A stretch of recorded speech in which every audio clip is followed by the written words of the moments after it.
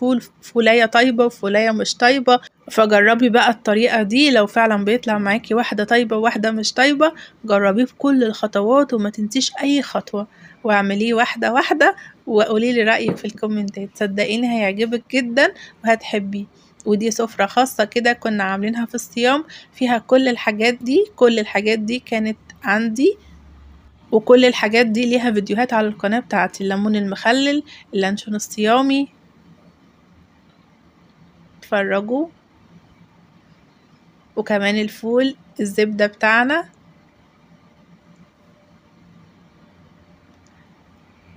وكمان المسقعة. كل الحاجات دي هتلاقوها على القناة، والطعمية السخنة التحفة. طبعا الفول بقى تحط له كل الحاجات اللي انت عايزاها. انا كنت حاطه له كده شويه كمون على شويه كزبره وزيت وتمام. بألف هنا علينا وعليكم.